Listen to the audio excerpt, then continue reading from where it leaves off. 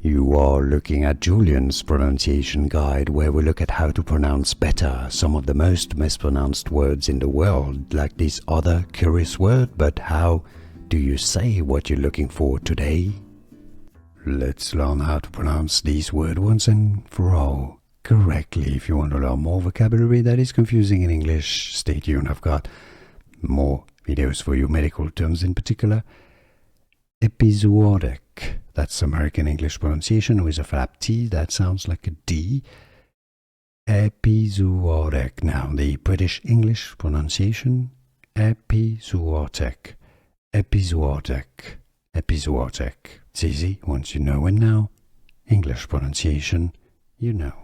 Here are more videos on how to pronounce more confusing words and names too many mispronounced. Like this video if you found it useful. I appreciate your support. I'll see you soon and thanks for watching.